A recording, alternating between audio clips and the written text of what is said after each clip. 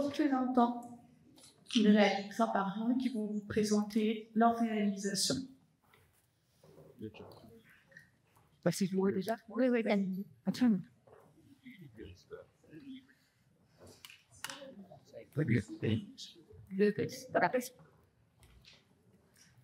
Monsieur le sénateur, Jacques Brice, et cher Dana, avant de commencer, il y a un petit hasard que me souligne, vous êtes sénateur du Tarn-et-Garonne, et moi, je suis Harry Toban.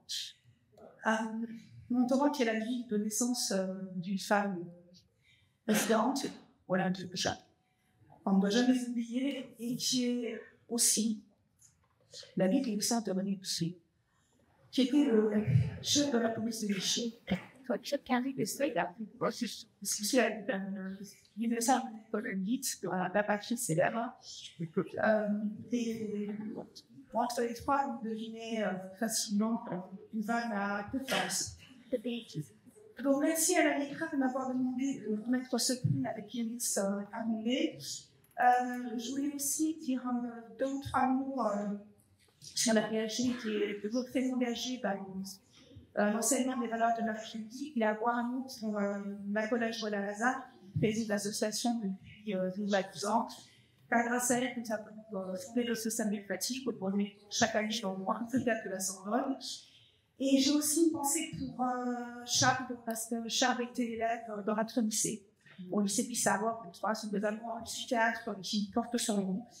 Et en fait, même si les élèves dans les années au lycée ne font pas toujours le bien, on leur explique qu'ils ont le plus jamais de penser. Donc, avec Iris, on est un peu samedi, qui est engagé pour enseigner l'histoire, la défense des droits de femmes, et surtout la lutte contre le racisme, l'antisémitisme et les discriminations qui en est.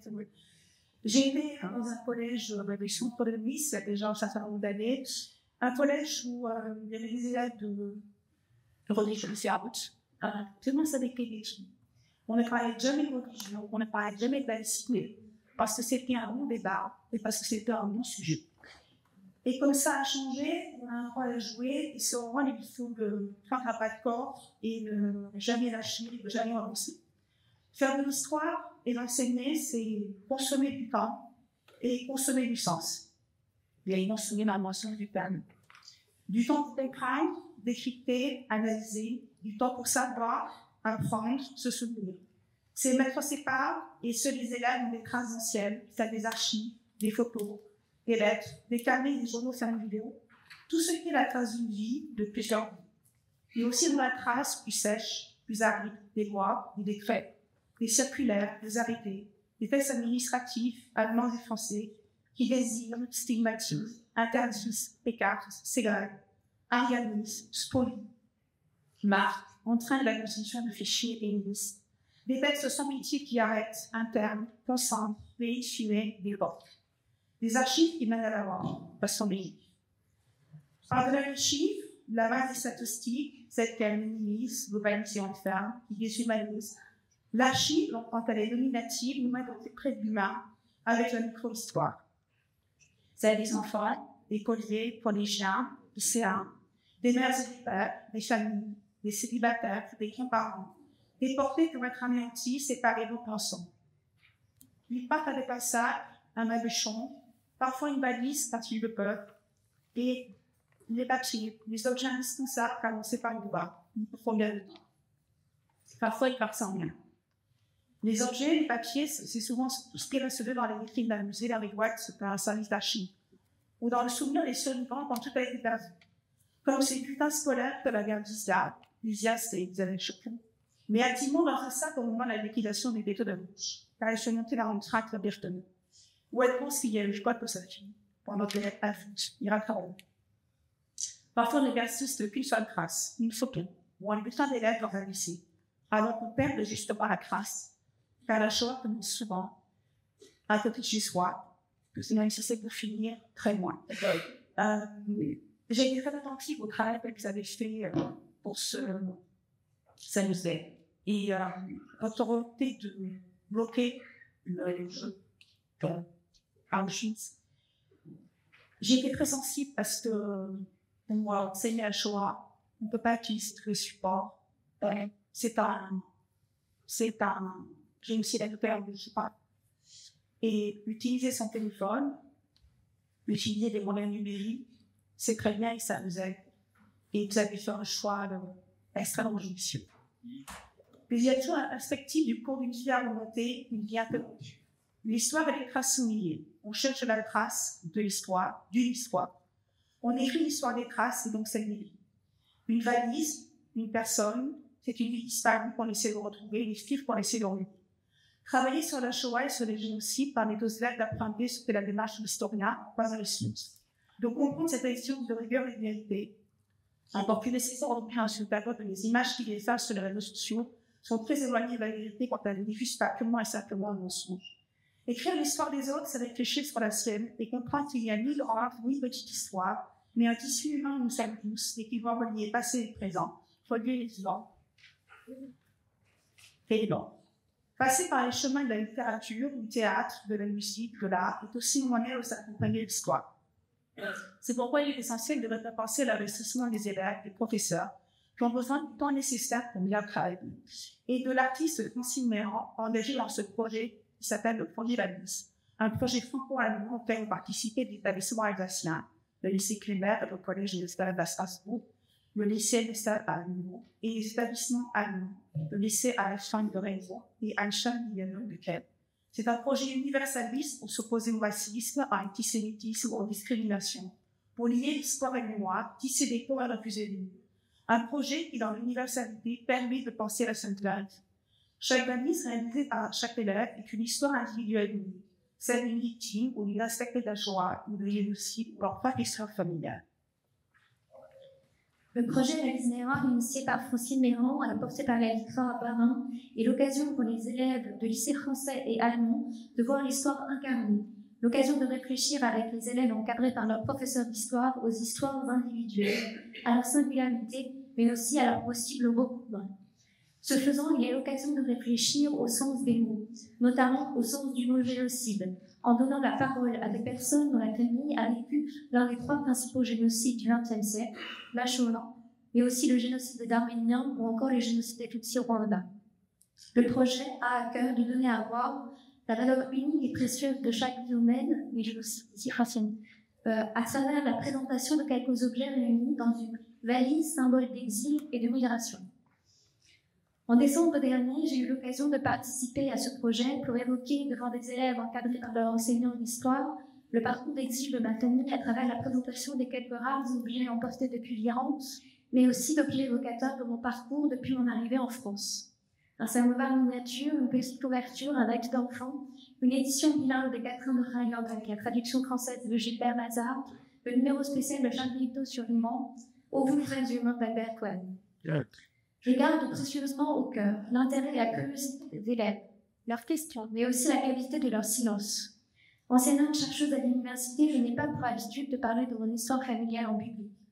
Ce partage intime des plus troublants aura probablement été l'une de mes interventions les plus précieuses et dont je garderai longtemps le souvenir. Quand Francine Méran parle de sa conception du projet Valise Mémoire, elle évoque un projet universaliste qui nous permet de nous réunir autour de nos différences et non de nos identités. Les témoignages et les récits de vies individuelles des militants de la mémoire qui ont à cœur de contribuer à établir les faits peuvent venir appuyer les données extraites des archives dont les uns parlent. À l'occasion de la présentation de son dernier livre au mémorial de la Shoah, l'historien Laurent Joly a bien montré ce que l'éthique de l'historien et l'engagement de militants rigoureux peuvent faire advenir, y compris sur le plan juridique. Ce qui fonde le savoir des victimes, c'est précisément cette rigueur, cette éthique. Il ne saurait être question d'enclore l'histoire d'un pays, d'une population, au solipsisme du combat d'un individu pour promouvoir un temps. Il ne saurait être question de distordre les faits pour se faire le chantre d'irritation et de sauge-empire. Il s'agit de défendre les droits de toutes les victimes sans esprit partisan. Au 15e assises contre le négationnisme, organisé par Frédéric Ancel à la mairie du 9e arrondissement, Vincent Duclerc rappelait la semaine dernière la place du génocide des Arméniens dans la création des deux grandes incriminations qui ont permis de poursuivre en justice les responsables de la Shoah, le crime contre l'humanité et le crime de génocide, terme forgé en 1943, rendu public en 1944 par Raphaël Lemkin et officialisé à l'occasion de la Convention des Nations Unies pour la prévention et la répression des crimes de génocide en 1948. Le mémorial de la Shoah consacre en ce moment une exposition du génocide des Arméniens à l'occasion de la commémoration des 110 ans de celui-ci, comme il avait consacré l'année dernière une exposition du génocide des Tutsis à l'occasion de la commémoration des 30 ans du génocide rwandais. La Fondation pour la mémoire de la Shoah a contribué à des travaux sur le génocide rwandais, notamment aux travaux de Marcel Cabotta. En ces temps de négationnisme, de révisionnisme et de relativisme tous azimuts, le projet Balise, qui a débuté au lendemain du 7 octobre, s'avère particulièrement précieux. Alors que nous vivons une période où le terme de génocide est galvaudé et où l'enseignement de l'histoire de la Shoah s'avère de plus en plus difficile dans certains établissements, il me tenait à cœur de mettre ce prix avec Christine Guimonet de l'association des professeurs d'histoire et de géographie, de remettre ce prix donc avec Cabarin et le projet Balise de Francine, à qui j'adresse mes remerciements chaleureux et toutes mes félicitations pour ce beau travail et pour salutaire.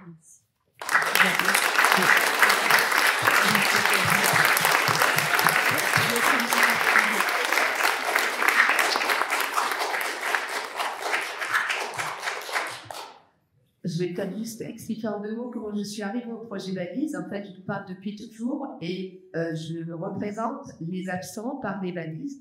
Comme vous les voyez là, c'est les installations de balises avec des numéros, parce que pour moi, les numéros, ça s'impose la barbare. Quand on a un numéro, on est plus un homme. Donc, dans les expositions, j'installais des balises. L'idée, c'était de remplir ces balises avec une histoire individuelle. Ça ne représente plus seulement la vie des absents, donc ça les rend présents. Et c'est cette idée-là qui a construit le projet que j'ai proposé dans les écoles. Et dans les écoles, le projet a 2 axes différents. Le premier, c'est qu'on revienne chacun à son histoire propre. Il ne s'agit pas seulement de sensibiliser à l'histoire de la Shoah, l'histoire du génocide arménien, l'histoire du génocide des Tutsis au Rwanda, mais pour un certain nombre d'élèves, tout ça, ça paraît très très loin et très étranger à leur propre histoire. Et c'est pour ça que j'ai voulu qu'à travers ce projet, on arrive à unir à la fois l'histoire familiale individuelle des élèves avec leurs propres origines et l'histoire des génocides. Ce qui fait que je pense, dans mon imaginaire à moi en tout cas, que être sensible à la richesse de sa propre histoire, à l'unicité de sa propre histoire, permet de faire réaliser à chaque élève qu'il est unique, que son histoire a du sens, que sa vie a du poids, et qu'à travers ce poids qu'on donne à sa propre histoire, peut-être qu'on donne plus de poids aussi à l'histoire de n'importe qui d'autre. Donc la question, c'est d'abord de croire en sa propre valeur, pour après aussi pouvoir adhérer à la valeur de l'autre avec ses différentes. Alors, après, la question, c'est que, effectivement, comme on l'a exprimé, c'est qu'on revient, ça permet de revenir à la question des définitions, qui sont abordées effectivement aujourd'hui, donc on peut en parler de la Shoah, du génocide arménien, on peut parler du pogrom de la nuit cristal, tout ça est abordé à travers la question de la réalisation d'une balise. Il y a des témoins qui viennent aussi parler aux élèves pour que ça s'incarne. Bon, Brice qui est venu parler de sa propre histoire, mais aussi des enfants cachés qui viennent. Donc c'est des projets longs, parce que je pense comme aussi tout à l'heure qu'un one spot, mais je ne crois pas. Je pense que les élèves ont tellement tendance à zapper dans leur prof. Nous seulement aujourd'hui que je pense qu'un one spot, il passe à autre chose aussi sec après l'intervention. Donc c'est des projets où dans chaque école, moi personnellement j'interviens, je sais pas, entre 7 et 10 fois par école, 8 fois, 9 fois, ça dépend. C'est assez lourd, on va dire. Et ça demande un grand intérêt et une grande présence d'enseignants que je remercie vraiment. C'est des enseignants qui viennent à moi, mais qui sont très engagés et chacun peut construire le projet à sa façon. C'est-à-dire que chacun choisit son thème. Il y a des enseignants qui choisissent par exemple de travailler sur la résistance et qui travaillent sur la résistance et toujours l'histoire propre des élèves parce que je veux que ça soit toujours les 2 regards. Il y en a qui travaillent plus sur cette année. Il y a des gens qui ont fait des balises par exemple sur des témoins qui sont venus leur parler et le 20 mai, on a la réception de toutes ces balises. Donc il y a une exposition pendant une soirée suivi 2 jours, et il y aura plusieurs témoins qui vont découvrir leur valise, et les élèves vont devoir expliquer la valise aux témoins, la valise qu'ils ont réalisée. Alors ça aussi, ça permet que chaque enseignant avec sa spécificité puisse travailler, puisque là, il y a des valises qui sont sonores. Donc il y a des enseignants de musique, c'est la première fois, qui ont fabriqué des sons en rapport avec l'histoire de la valise. Il y a l'idée aussi, c'est que, l'élève devienne porteur de sa valise. Donc, quelque part, il se sent, lui, prolonger l'histoire de quelqu'un par la valise qu'il a créée. Donc, deux valises sont forcément différentes, parce que ce ne sont pas que des outils d'archives, ce ne sont pas que des documents, c'est aussi des créations artistiques ou musicales. Donc, après, effectivement, il reste une trace. Souvent, mais l'élève raconte sa valise et on parle d'un QR code qui est sur la valise et qui peut être réutilisé les années suivantes. Voilà, donc on a expliqué un petit peu globalement. Et alors, vous voyez les masses en bas parce que j'ai des amis tout de suite qui m'ont dit mais nous, on n'a pas eu le temps de faire des valises, on a prévu et nos valises écrites dans notre texte. Donc, en fait, on a associé ça à l'idée de faire des masques pour que les gens qui sont partis avec une valise, quelque part, on peut s'amuser aussi par un masque. Voilà, c'est les différents abords du projet.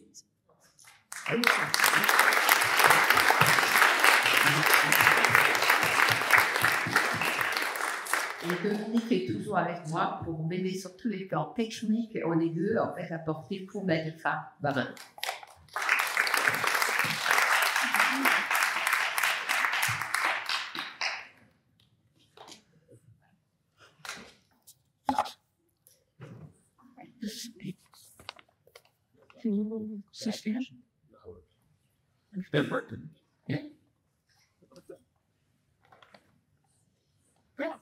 Merci beaucoup.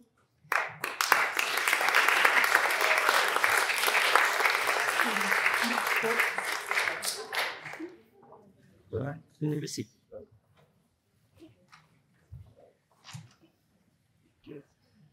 Nous allons maintenant remettre un trophée à la LICRA Enquête et et j'appelle comme exemple M. Guillaume Jiquel, adjoint à la chef du bureau de l'égalité et de la lutte contre les discriminations, la DGSCO, ministre de l'Éducation nationale et de la jeunesse, ainsi que Arlette Zilberg, responsable du collectif Les Citadelles, collectif qui lutte sérieusement pour le féminisme. Et puis, les représentants, tout seul? Non. Ah bon, non. Mais vous pouvez venir, mes acolytes. On est venus en force de notre casque. Ah oui, venez. Oui, allez. Oui.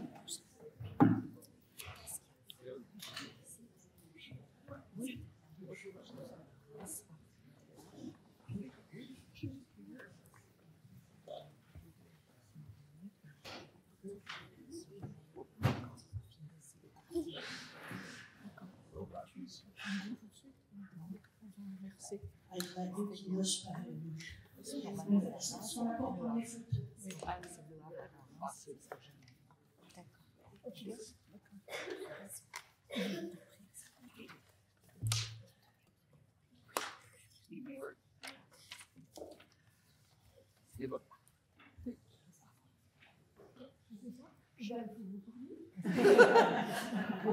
mais apparemment, c'est pas moi qui commence.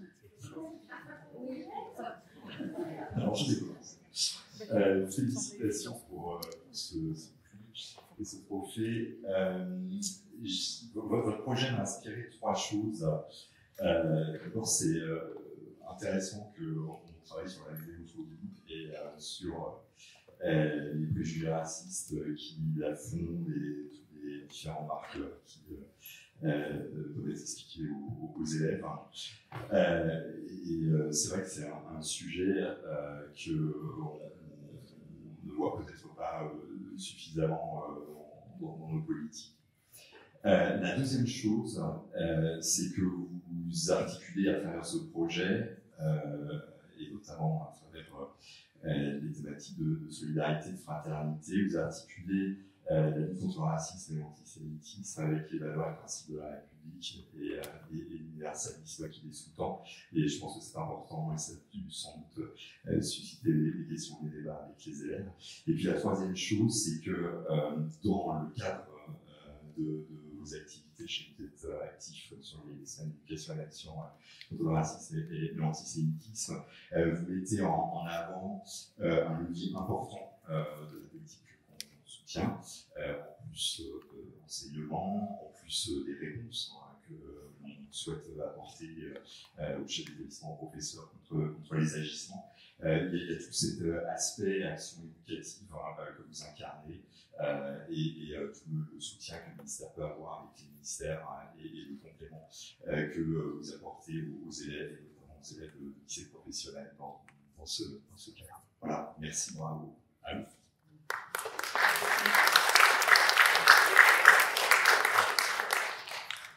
Oui, moi je voulais également féliciter et remercier la LICRAP, ce travail contre le racisme. Là, c'était pas vraiment directement contre l'antisémitisme, c'était surtout, alors évidemment, quand on voit où est située Dunkerque, quand on voit ce qui se passe à Dunkerque, sur le littoral, la Grande Sainte, on comprend pourquoi vous êtes emparé du film de Ken Loach, The Old Oak, c'est-à-dire le vieux chêne.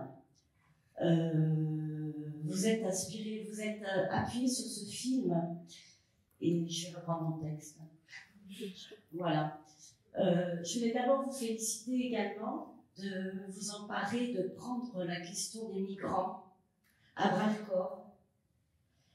C'est pas facile. Nous savons que cette question est prégnante dans cette région. Et les scores du Rassemblement national aux dernières élections législatives sont très élevés et très inquiétants. Et détourner le regard est contre-productif, on sait. Nous savons que les lycées professionnels accueillent majoritairement des élèves issus de milieux populaires ou issus de l'immigration et dont les familles connaissent des difficultés économiques, on va dire. Et nous connaissons aussi le ressentiment d'une partie des jeunes à l'égard d'une société dont ils se sentent exclus. Nous savons aussi que les filles et les garçons, je pensais à l'intervention dans un autre contexte tout à l'heure, les filles et les garçons se répartissent différemment selon les spécialités offertes par les lycées. La répartition des élèves, filles-garçons, est très genrée, comme on dit aujourd'hui. Or, le film de Ken Loach, The Old Oak, a pour objectif de montrer l'impérieuse nécessité de dépasser les clivages, de créer de la solidarité entre les diverses communautés, de déshériter, de recréer de la fraternité entre les individus, quelles que soient leurs origines. Créer du lien, créer de l'échange, de la chaleur humaine, là où tout semble n'être que misère et mal de vivre. Et notre héros dans le film, Tiji, c'est le patron de ce pub qu'il essaye de maintenir, vaille que vaille. Ce Tiji est un modèle de générosité, pas de charité, comme il le dit lui-même, mais de solidarité, de fraternité. Il force notre admiration par sa ténacité et nous sommes attachés peu à peu à son personnage. Je voudrais revenir sur un élément qui m'a interpellée en tant que féministe, puisque c'est en tant que telle que je suis invitée. La place de Yara, une héroïne du film, car ce film, c'est aussi l'histoire de cette jeune Syrienne de 20 ans, passionnée de photos. Une des rares adultes syriennes non voilées, sinon la seule. Elle parle d'égal à égal avec les hommes qui l'ont insultée car migrante. Elle tisse un lien d'amitié avec Tiji, le patron du bar, parle un français presque parfait. En fait, elle est l'inverse de tous les stéréotypes attachés aux Syriennes. Elle n'est pas voilée, et son appareil photo en bandoulière, elle semble partir à la découverte du monde, curieuse de tout ce qui la différencie de sa vie précédente, même si elle rêve de pouvoir revenir un jour en Syrie, une Syrie qu'elle aimerait être débarrassée de la dictature de Assad et de Daesh. Une Syrie qu'elle a quittée exilée de la guerre. En fait, Yara, héroïne du film, est un modèle de jeune femme libre qui refuse toute assignation à sa place de migrante. Je terminerai mon propos en vous félicitant pour votre travail qui relève de la lutte contre le racisme, ce qui n'est pas si facile dans une région où nombre de migrants arrivent pour tenter de passer en Angleterre à partir de Dunkerque ou de Grande-Synthe, dans la banlieue nord de Dunkerque. Baignant moi-même, depuis ma plus tendre enfance, dans le milieu de l'éducation populaire, dans le milieu de l'éducation, je sais non seulement combien il est difficile d'enseigner aujourd'hui, et particulièrement en lycée professionnel, et combien il est nécessaire de transmettre une ouverture, un espoir face à la montée du racisme. Vous l'avez certainement fait en vous appuyant sur ce film, et je voulais vous en remercier et vous féliciter. Oui.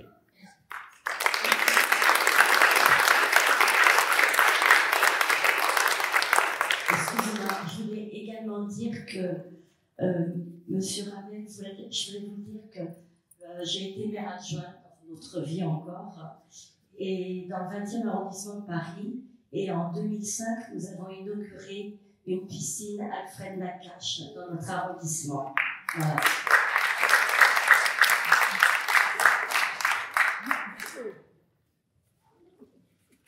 Bon, alors, vous avez parlé de... Alors, je ne le dis pas en anglais parce que je... Merci. C'est un travail d'équipe. Bon, c'est un film sur lequel on a beaucoup travaillé, mais on a aussi été interpellé sur Interdit aux chiens aux Italiens, et puis pour l'antisémitisme et la Shoah, une vie et la zone d'intérêt. Mais c'est vrai que sur notre territoire, avec les problèmes, avec la présence des migrants et dans les lycées professionnels de jeunes mineurs non accompagnés qui arrivent, qui ne connaissent personne et qui se font une place. Pourtant, on a été très surpris du fait qu'ils ne racontent pas leur histoire. Ce qu'ils nous disent, c'est qu'ils n'en ont pas le droit parce qu'on les a menacés, que s'ils racontaient ce qu'ils avaient vécu, on allait les retrouver. Et que ces jeunes ont trouvé leur place. Et au cours des discussions qu'on a eues à la suite de ce film, Le Vieux Chêne, les jeunes se sont aperçus quand même que c'était compliqué. C'était très compliqué de trouver sa place quand on arrive d'ailleurs. Et que le fait de partager l'éducation, être ensemble, c'était une découverte.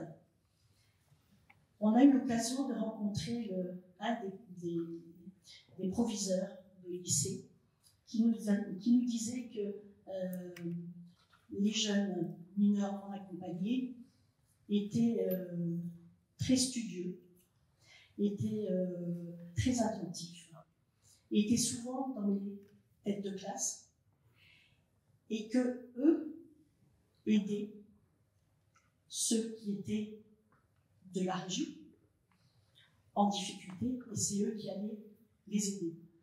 Et on a vraiment senti cette volonté de vivre ensemble, de respect les uns les autres. Et dans les discussions qu'on avait, parce qu'on a expliqué un peu le contexte, parce que c'était en Angleterre, voilà, il y avait les fermetures de mines, il y avait le chômage. Et à la suite de ça,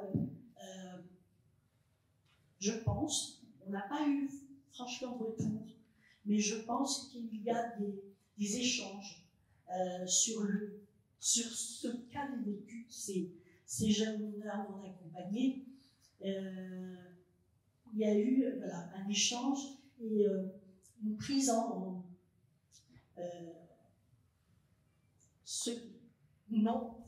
ceux de la région, je veux dire, se sont aperçus qu'en fait c'était très compliqué.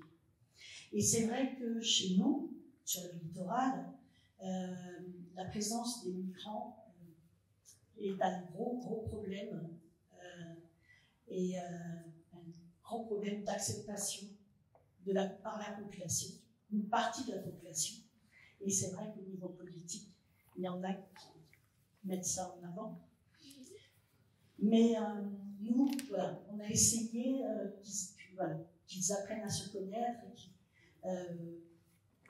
qu'ils découvrent la difficulté de se retrouver ailleurs, de ne connaître personne, comme dans le film Les Syriens, et accepter de vivre ensemble avec les mêmes valeurs, c'est-à-dire la fraternité, le respect. Je tiens à remercier l'équipe parce qu'on est une petite équipe d'amis. On n'est pas beaucoup, et il y en a deux qui sont restés là-bas. Mais voilà, je tenais à ce que les militants actifs m'accompagnent. Voilà.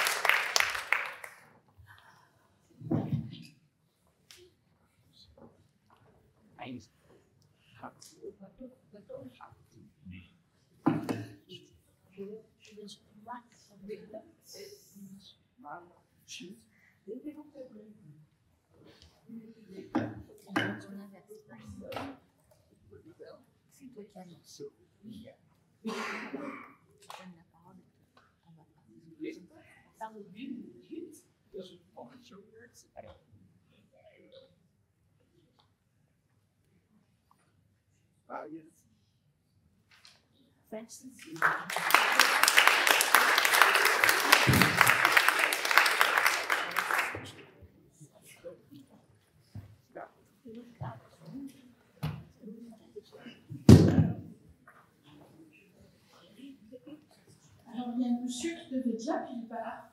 On va inverser et on va passer à la... au avant. Vous récompenser l'action du Havre. J'appelle donc les remettants Christelle Manon, ici, qui est journaliste, écrivaine,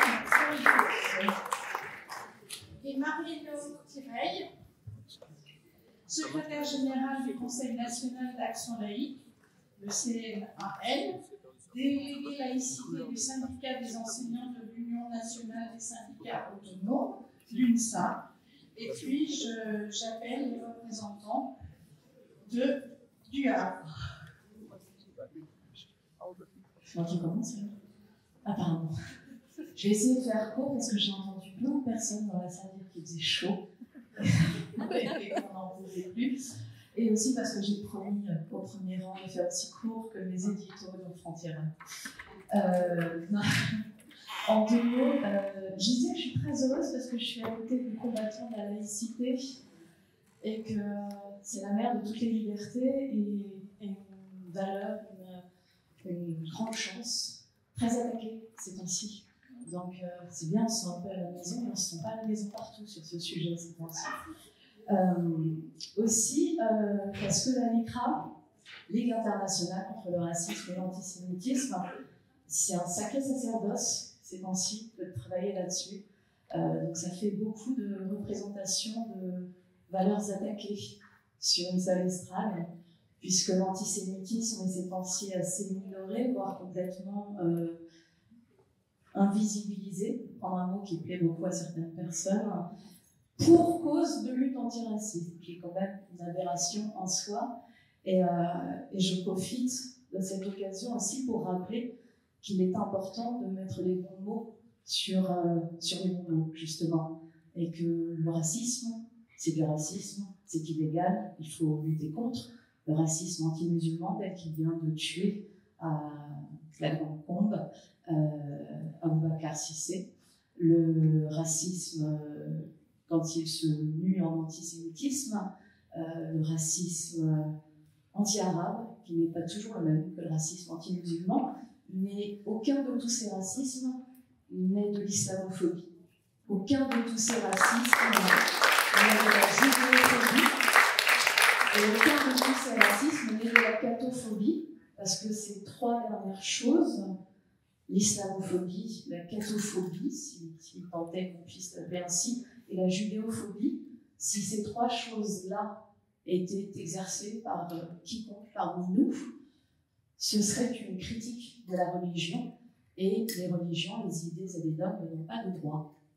Voilà, donc je pense que c'est le bon lieu, le bon endroit pour rappeler des choses importantes qu'on a tendance à oublier ces temps-ci, puisque même au plus haut sommet de l'État, on se met à confondre les mots, que sur nos écrans, sur lesquels je suis à mon modeste niveau parfois, je vois que de plus en plus, on n'est pas très heureux quand on rappelle ces évidences, et que dans nos conversations quotidiennes, on a peut-être tendance, les uns et les autres, à laisser passer, parce qu'on n'en peut plus de rappeler qu'il ne faut pas employer ces mots, en tout cas pas de cette façon-là. Et Marie Cabrette, qui est ici aujourd'hui, est bien placée pour savoir qu'accuser les gens d'islamophobie, ça tue. Ça continue de tuer. Ça tue chaque année, depuis plusieurs années.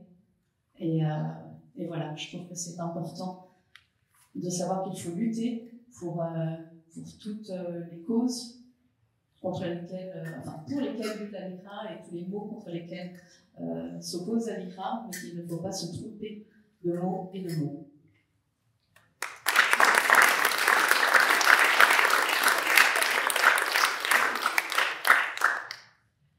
Merci déjà pour ce beau discours. Déjà.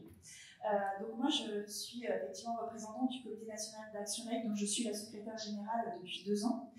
Et ça me tenait à cœur aussi de remettre le prix à la LICRA du Havre. Alors déjà parce que je suis de Seine-Maritime, donc forcément ça rapproche, mais aussi parce que au sein du Comité national d'Action laïque, mais aussi au sein du syndicat des enseignants de l'UNSA, nous militons depuis de nombreuses années, depuis plus de 70 ans au sein du CNAL et plus d'une centaine d'années, puisque le SNU avait aussi fait de la laïcité l'un de ses piliers, donc en faveur de ce principe républicain.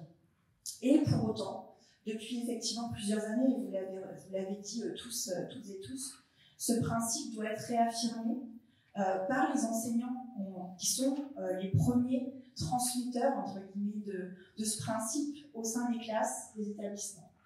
Mais on sait aussi que ces enseignants, parce que nous avons fait des sondages avec le CNAL notamment, et aussi l'année dernière avec moi, le syndicat, j'avais fait un sondage sur la formation à la laïcité des enseignants, et finalement ils se sentent démunis et en difficulté pour transmettre ce principe au quotidien. Alors pour plein de raisons que nous connaissons tous, mais il faut, moi je vais un petit peu partout en France pour faire des formations syndicales à destination des collègues, pour justement leur dire qu'il faut en parler. Il faut parler de la laïcité, il faut parler du racisme, il faut parler de l'antisémitisme, même si on peut être mis en difficulté, malheureusement, au sein des écoles, peut-être parfois même au sein des salles de classe, d'enseignants, au sein des professeurs, on peut avoir des différends. Et c'est ce qui rend d'autant plus difficile la mise en place de ce genre de projet. Et on a ici un projet au Havre qui a été réalisé dans un collège d'éducation prioritaire renforcée que je connais bien, le collège Varlin, qui accueille des élèves en difficulté sociale, mais aussi en difficulté scolaire, parce que je suis moi-même directrice de SECPA, et donc je sais qu'il y a une SECPA au sein du collège Varlin qui a participé aussi au projet. Donc on voit bien que quand on fait de la mixité sociale, scolaire, ethnique, vous le dites dans votre projet, il y a plus de 60 nationalités qui sont présentes dans ce collège. Et justement, le fait de mixer, mélanger ces élèves et de leur parler de liberté, de lutte contre la discrimination, finalement, ayant parfois eux-mêmes vécu des discriminations en tant que, parce que différents, parce que avec une couleur de peau qui peut être mal perçue, et bien finalement ça leur parle et ça libère la parole.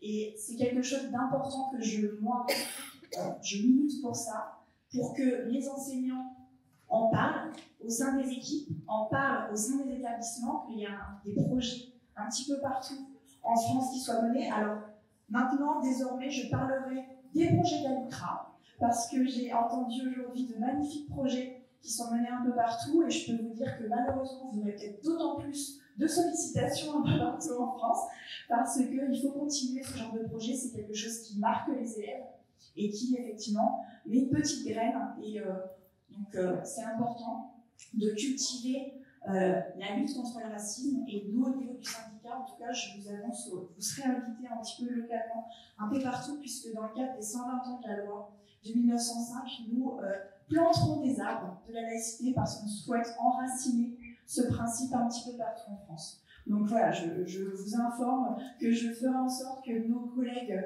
un petit peu partout du syndicat des enseignants de l'UNSA vous invitera pour les différentes actions que nous mènerons au premier trimestre de l'année scolaire prochaine. Voilà. Félicitations à vous.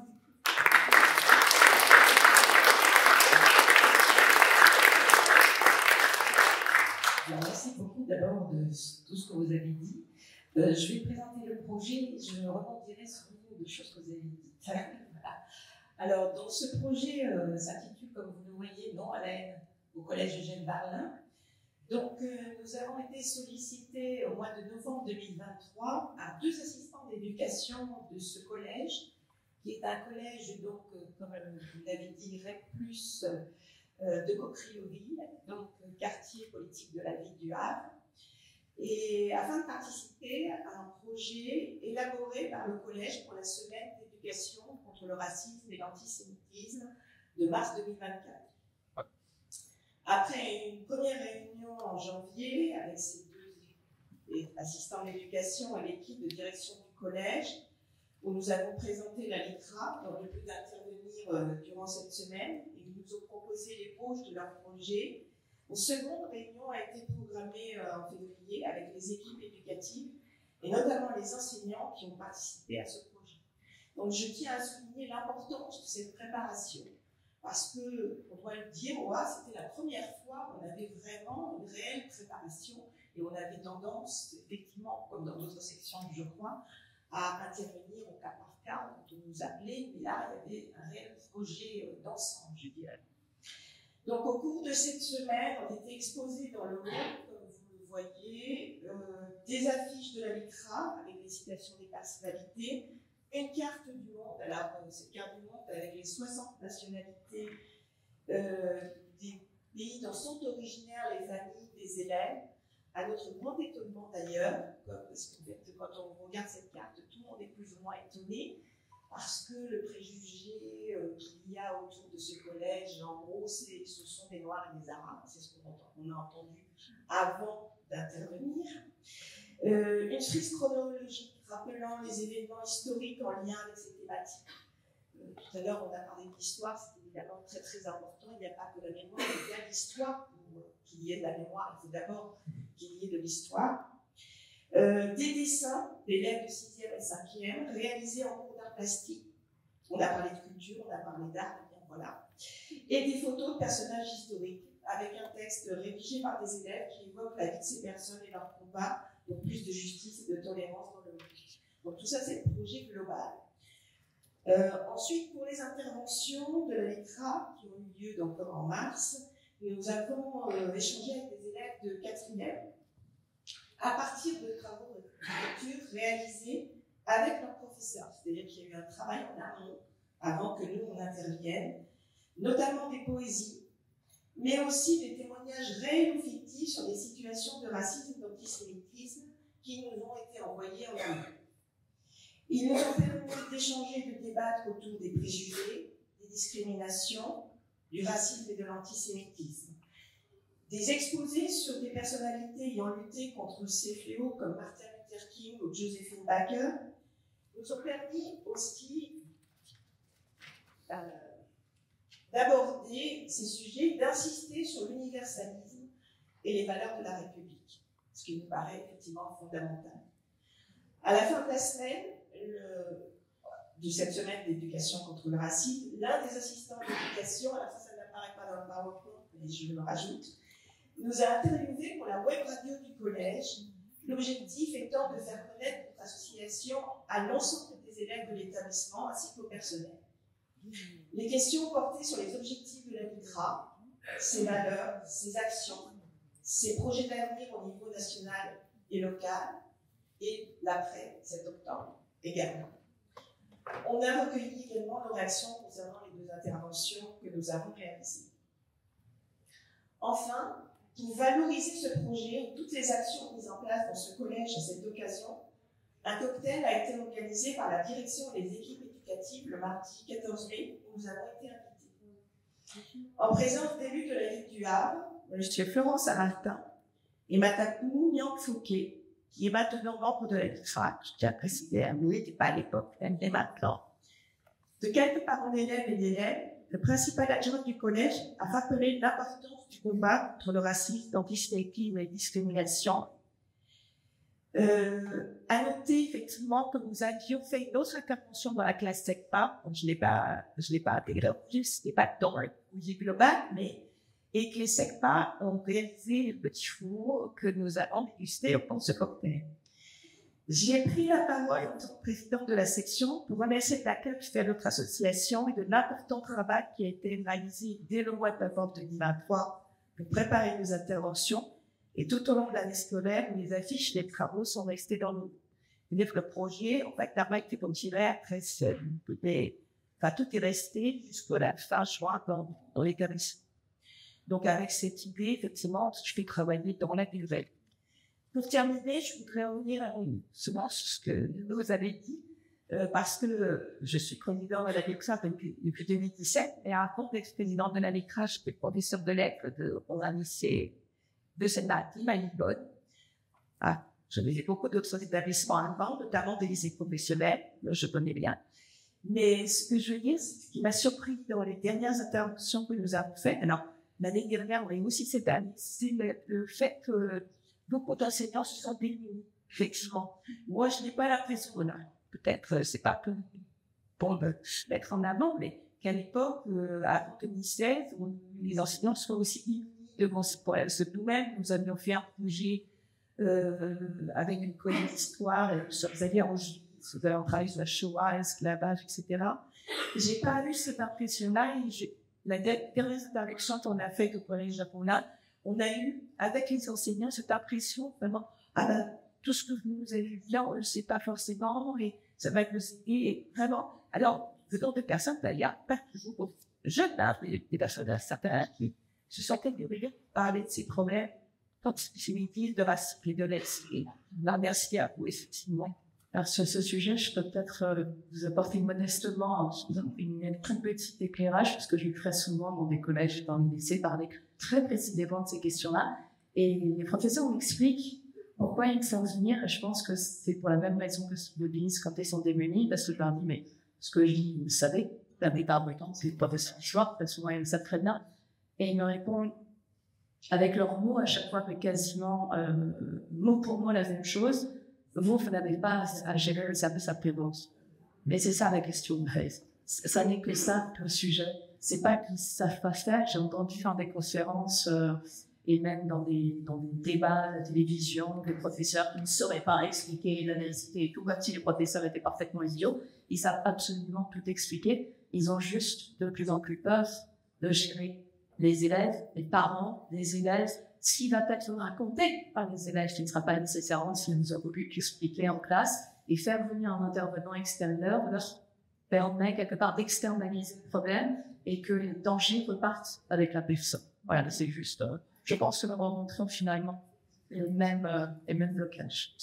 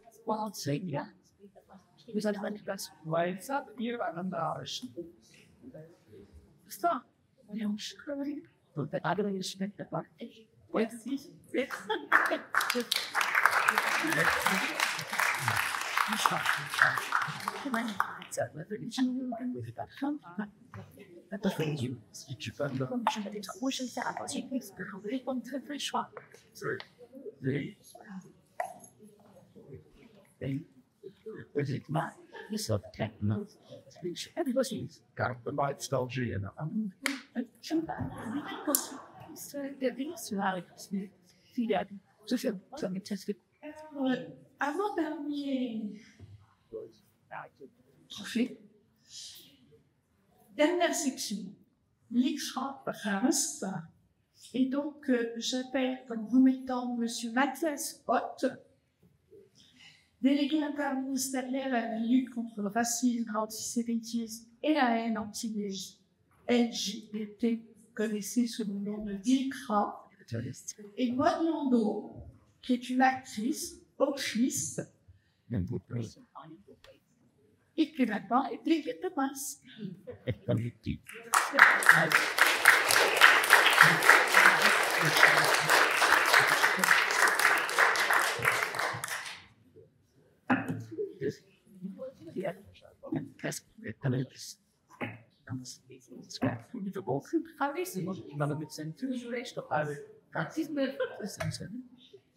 Eh ben, enchantée. Quelques mots. Moi, je suis touchée d'introduire votre travail pour plusieurs raisons. La première raison, c'est que j'ai l'impression que vous avez travaillé autour de deux sujets qui me sont chers. La première, c'est que, à travers un récit personnel et intime, vous avez cité un lien vers ce qu'il y a d'universel. Et c'est un sujet, ça, qui me touche énormément. Et la deuxième chose qui me touche beaucoup, c'est que j'entends beaucoup parler depuis que je suis arrivée de l'importance de transmettre, d'enseigner, de communiquer. Et je trouve que c'est ô combien important. Il y a un autre sujet qui me tient particulièrement à cœur, c'est la culture. Et je pense que le spectacle vivant doit aussi avoir un rôle important à jouer dans plein de domaines, et notamment dans la lutte contre les préjugés, contre le racisme, contre l'antisémitisme. Et en ça, je voulais me féliciter du coup d'avoir permis de donner vie en chair et en os dans un lieu de spectacle vivant, voilà, à ces récits-là. Merci aussi d'avoir donné la parole à la jeune génération, parce que je suis aussi particulièrement attachée à l'idée de dire que ces récits du passé puissent être incarnés à travers la jeune génération pour que ces histoires puissent continuer à être vivantes en réalité. Et voilà, félicitations.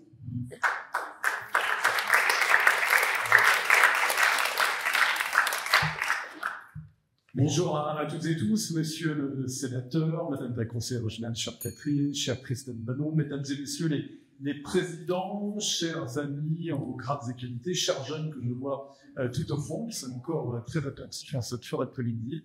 Je suis très heureux d'être avec vous aujourd'hui pour cette remise de prix, et je voudrais évidemment commencer par remercier la LICRA avec un L, juste derrière, à ne pas confondre avec la TICRA, mais on est presque un peu frères jumeaux, la TICRA et la LICRA, c'est deux frères d'armes républicains d'une certaine manière, il faut le dire. Alors ouais, la LICRA a une histoire bien plus ancienne, bien plus ancrée, évidemment depuis 1927, la LICRA est beaucoup plus récente, c'est un service de l'État, une délégation interministérielle, mais on partage l'essentiel entre la LICRA et la LICRA. C'est le combat républicain, c'est le combat universaliste, qui est d'autant plus d'actualité dans la période que nous traversons, la période difficile que nous traversons.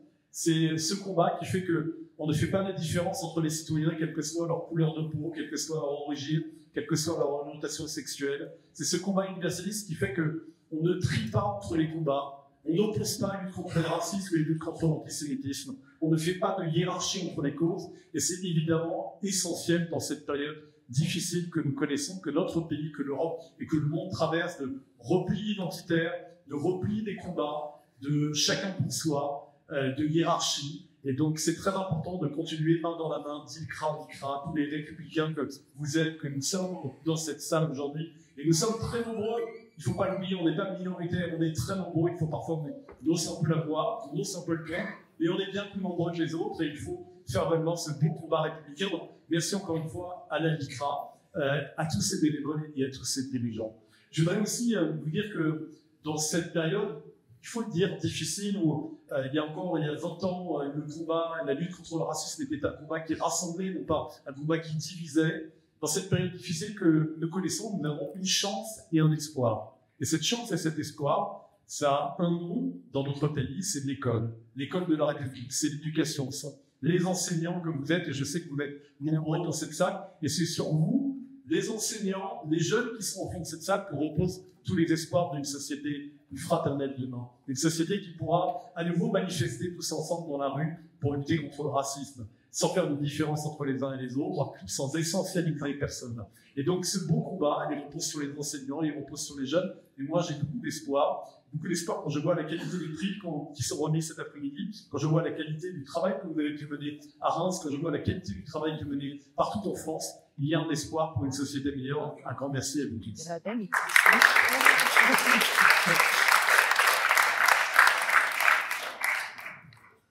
Monsieur le sénateur, Madame la présidente de la commission d'éducation, Monsieur le président de la commission de culture, je voudrais vous présenter effectivement cette comédie musicale. Pourquoi avoir choisi ce support comme outil? Parce que je pense que les jeunes sont très réceptifs à l'image et sont peut-être plus dans le côté ludique que dans le discours, ils sont peut-être follow et fastidieux. Donc c'est la raison pour laquelle nous avons mis en place avec les élèves du lycée Maille Champagne de Troyes ce projet. Donc le syndrome R, c'est explorer l'histoire de Loki Faunois. Faunois, évidemment, un jeune lycéen qui est fils d'épicier. Loki a grandi dans un foyer où les générations sont ouvertes et assoudues. Une conviction partagée non seulement par ses parents, mais aussi par la majorité de ses camarades du lycée. Cependant, lorsque Loki commence à remettre en question sa vision de la vie, il réalise que ses croyances héritées ne sont ni universelles, ni justes. Donc son cheminement vers une perception plus ouverte du monde le confronte à des dilemmes profonds et le met face à l'injustice et aux contradictions qu'il observe autour de lui. Donc c'est à travers des chansons, des scènes significatives que la comédie musicale aborde des thèmes comme le racisme, le poids des idéologies familiales et la quête d'authenticité personnelle. Alors j'aimerais dans ce projet remercier évidemment les créateurs, la création musicale et l'écriture de Lista Webster, qui est une partenaire de l'hôpital de Florence, le décor et les costumes de Pierre Ahmed, qui est également l'auteur de la stèle en mémoire de toutes les victimes de génocide, sinon dirigé dans l'histoire de victimes de la Gestapo à Reims, une jeu pense que je me souviens de mars. Chorégraphie, danse, donc Hervé Védian avec l'association Danse Copélia. Le lieu de tournage, c'est le théâtre d'Alfred Orient, 29 sur Mars, le studio Lunaka, l'enregistrement. Et ce que j'aimerais surtout souligner, c'est qu'il y a 37 bénévoles qui ont participé à ce projet à cette œuvre et qui n'ont jamais, pour la plupart, fait de théâtre, ils n'ont jamais chanté, n'ont jamais dansé, ils se sont investis complètement dans le projet. Donc ça, c'est formidable. Et ce que j'aimerais aussi vous dire, c'est que cette comédie musicale a été entièrement filmée pour bénéficier de les sections qui en feraient la demande. Comme ça, on peut mettre sur TVC et faire dans tous les établissements comme le Longoran, actuellement, de la prison. Je vous remercie.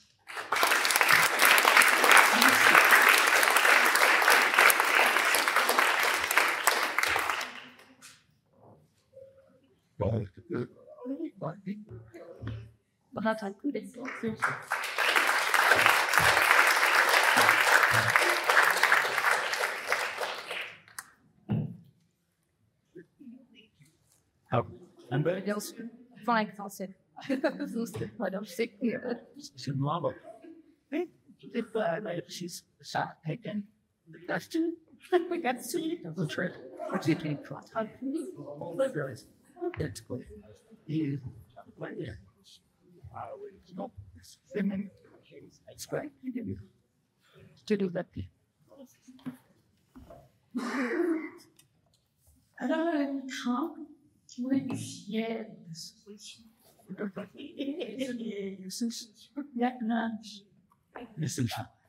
il y a que tout ça. Ils sont appelés Lydia. Tu veux bien? Alors, Lydia, elle va remettre des décorations. Oui, à deux vieux. Oui, mais ces deux vieux-là, on la doit. On leur doit beaucoup. Ce sont ceux qui nous ont aidés à construire l'écran, surtout à construire mon éducation. Ils sont présents depuis longtemps. Ils ont beaucoup travaillé et ils nous ont apporté beaucoup. Alors, j'appelle Muriel Quentin-Brodel,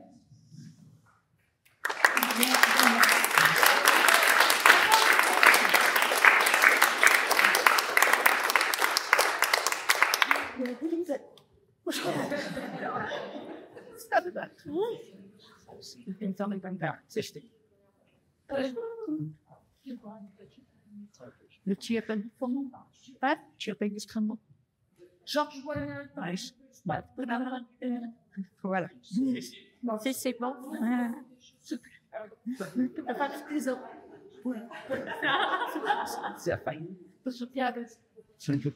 Mesdames, Messieurs, chers amis, mon engagement a pris racine dans une phrase d'Albert Camus prononcée en 1957, et qui m'accompagne comme une boussole.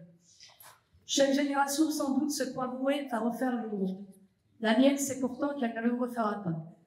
Mais sa tâche est peut-être plus grande, elle consiste à empêcher que le monde se défasse. Ces mots résonnent aujourd'hui avec une acuité particulière, bien que le contexte de leur prononciation diffère du nôtre, le sens demeure. Camus, dans son discours de réception du prix Nobel, évoquait une époque marquée par les évolutions déchues, les idéologies exténuées et les pouvoirs incapables de convaincre. Il soulignait la nécessité de restaurer, à partir de nos seules négations, ce qui fait la dignité de vivre et de mourir. Aujourd'hui, ces mots trouvent un écho dans notre lutte contre les forces qui menacent notre unité, notre humanité. Empêcher que le monde se défasse. Ce n'est pas une nostalgie ni un idéal flou, c'est un impératif. Une responsabilité partagée entre les générations, ce lien puissant qui nous relie à ceux qui ont lutté avant nous et à ceux qui viendront après. Empêcher que le monde se défasse. La LICRA incarne cet engagement. Elle est la mémoire vigilante, le rempart contre l'oubli, la lumière face à l'obscurité de la haine. Elle veille pour que la dignité humaine toujours reste indivisible, pour que la fraternité toujours soit un acte et non un mot. Nous vivons une époque où les certitudes chancellent, l'universalisme est contesté, la laïcité instrumentalisée, l'unité menacée par des replis identitaires. Mais l'universel, ce n'est pas nier les différences, c'est reconnaître l'humain en chacun. C'est rappeler que la justice n'est pas l'affaire d'un groupe, mais de tous. Face à ces vents contraires, la LICRA se dresse avec constance. Elle ne cède pas au mode ni au simplisme. Elle agit, elle forme, elle transmet. Car transmettre, c'est déjà résister. C'est refuser que chaque génération reparte de zéro, dans l'oubli et le passé. Et c'est précisément pour cela que je suis honorée d'être ici aujourd'hui, parce qu'il y a dans le fait qu'une jeune femme de 21 ans prenne la parole pour remercier ses aînés, un geste profondément politique, une affirmation simple, nous avons besoin de racines pour grandir. Aujourd'hui, nous rendons hommage à deux figures de ce lien vivant, Madame Muriel Quentin-Brodeur et Monsieur Georges Boana. Ils ont incarné ce que l'engagement a de plus noble, la fidélité, la pédagogie, la présence. Ils ont été des passeurs, des éveilleurs. Ils n'ont pas cherché la lumière, mais l'ont portée. Grâce à eux, des centaines de jeunes ont appris à penser, à résister, à croire dans la République. Ce prix que je vous remets, ce n'est pas une fin, c'est une promesse. Celle que votre exemple continuera de nous inspirer. Celle que ma génération, à son tour, prendra le relais. Non pas pour tout reconstruire, mais pour continuer ce qui mérite de l'être. Alors merci Muriel, merci Georges, merci pour ce que vous êtes et pour ce que vous transmettez.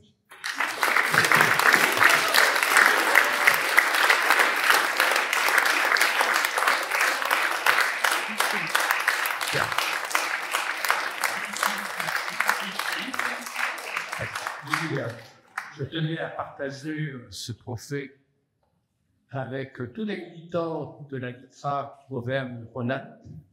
C'était la condition de laquelle j'ai accepté cette remise de trophée et je suis honoré que ce soit un jeune de la LICRA jeune qui remette cette médaille, puisque je milite depuis des années pour la transmission générationnelle, pour passer le relais à des jeunes, et notamment à la LICRA Auvergne-Rhône-Alpes, nous sommes très très attachés à cette transmission générationnelle. Merci beaucoup.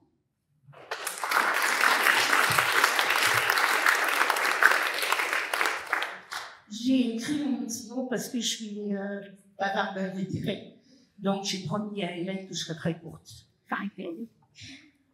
Monsieur le sénateur, monsieur, mesdames les élus, tous mes amis, très chers amis, que j'aime infiniment. C'est avec une grande émotion que je reçois ce prix. Au travers de ma personne, c'est la puissance de l'engagement pour l'universalisme que la philosophie d'Alitra m'a offert quand j'ai rejoint le président Robert Dreyfus il y a maintenant plus d'un demi-siècle à la session de Boulogne-Seine. Depuis cette période, nos combats ont évolué, mais reconnaître l'autre, accepter et l'écouter reste un combat essentiel que nous devons mener pied à pied chaque jour. Depuis longtemps, l'Alitra a compris qu'il fallait prendre les problèmes à la racine et se tourner vers l'enseignement et l'éducation.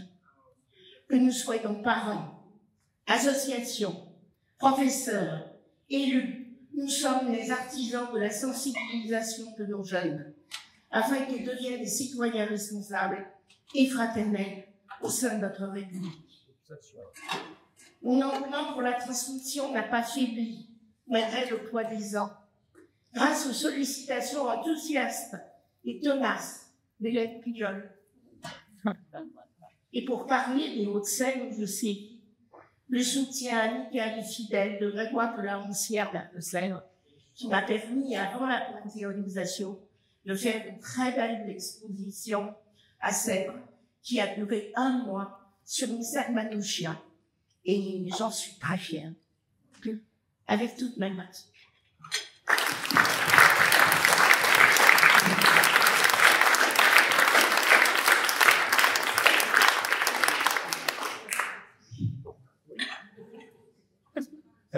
Il paraît que j'ai un nom qui vient de ça va l'extrême personne. Oui, vraiment, c'est ça, c'est rédacté. Allez, oui, c'est pas. Parce qu'ils ont fait la parole. Tiens, il faut que mais comme ça, c'est que tu as fait un petit peu, tu vas te voir. C'est bon, on est plus bon.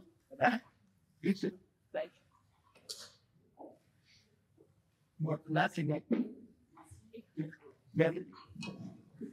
Pourtant, je suis toujours guérie. Mais, c'est le candidat. Mais je suis tout de suite.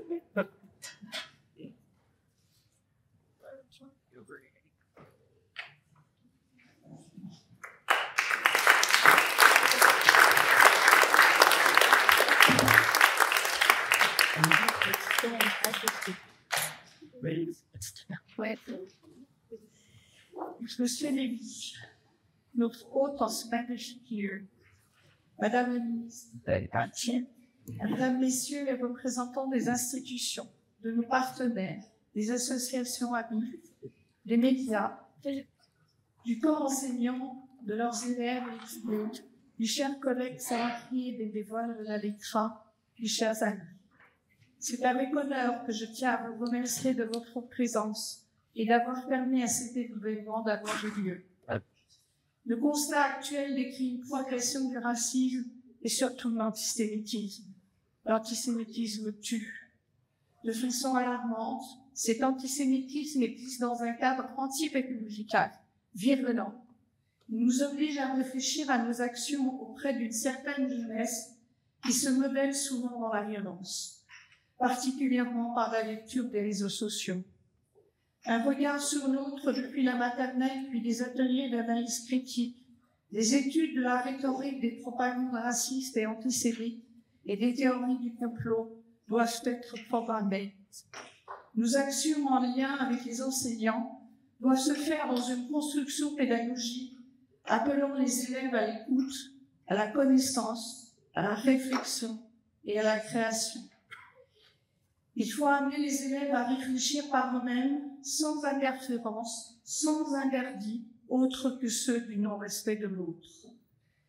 Je précise qu'il y a, sur le site de la LECRA, le rapport demandé par Madame la ministre Aurore Berger concernant la lutte contre l'antisémitisme. Nous nous retrouverons dans 2 ans ici, nous l'espérons tous, dans un pays où les principes universalistes républicains, ce seront ceux de tous quelle que soit leur origine, religion, sexe ou orientation sexuelle, et où la laïcité sera comprise comme étant le chemin permettant d'atteindre nos valeurs, la liberté, l'égalité et la fraternité. Je vous remercie.